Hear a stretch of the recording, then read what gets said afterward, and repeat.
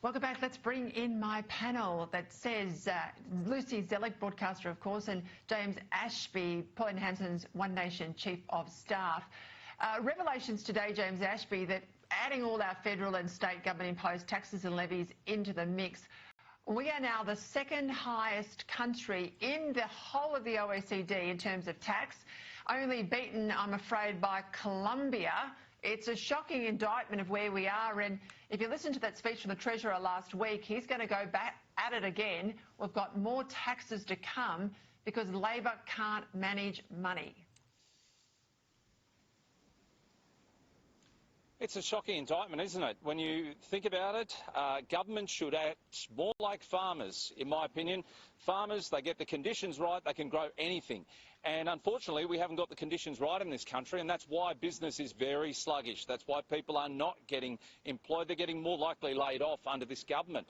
And look, I just say this, One Nation would strongly support the deregulation of business, regulation and so many other red tape, green tape, blue tape, the black tape that's imposed upon them by state and federal governments, and of course reduce the taxes on people, like payroll tax. We've seen an increase to wages, but guess what? None of the states lifted the threshold on payroll tax. All these things are crippling business, and for once, we just want a government that will listen to small and medium business to get it right, create the right environment, and you can grow this economy.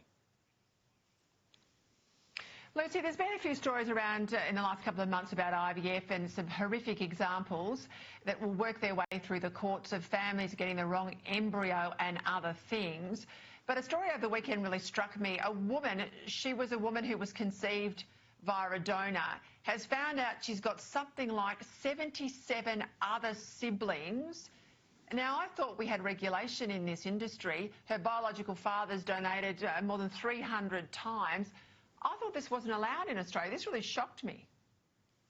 Shocked the bejesus out of me too, Peter, because the interesting thing about this story is that this is not the first time that we're learning about this. So Lyndall, who's the focal point of this particular story, her half-sister, Alexandra Eccles, she came out last year and actually shared her story about how she discovered that Lyndall was her half-sibling. And at the time, they'd only had about, at least that they knew of at the time, roughly 30 half-siblings. Now, this has skyrocketed to 77. Now, 3 decades ago, there was no limit on how many times a sperm donor could donate, and they had a real emphasis on anonymity, which is really crazy in and of itself when you consider that much of the regulations were left to these particular clinics and services. Well, only in November last year did they actually pass legislation in Queensland to introduce an official register where we can have some regulation, but it really begs the question why we don't have an overall federal register for these people who we're anticipating now. This is just the tip of the iceberg for how much grief they'll have to go through in learning how many half-siblings they have and also the risks to incest. Yeah, you're spot on. Let's go to growing concerns about foreign takeover of our big energy giant Santos. This is an Abu Dhabi consortium involving obviously some state-owned players there as well. James, the government, of course, has got to approve this deal, but we're getting sort of mixed messages from the Treasurer when he's asked some questions. Where's One Nation on this? Well, we don't support it, Peter, and the reason for that is because we have to look at what's in the best interest of Australia. And right now, we're on the very verge of importing gas rather than exporting, because we export far too much of what we pull out of the ground ourselves. So we have to take a very, very strong stance on protecting Australia's energy security moving forward. And I think by selling this off, it just weakens this country, particularly, as I say, when it's a foreign investor.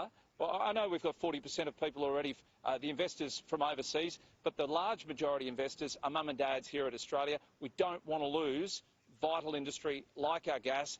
And unfortunately, One Nation wouldn't support the sell-off of Santos. Not wrong. I'll leave it there. Thank you both for tonight, and apologies for my shortened period of time with the panel.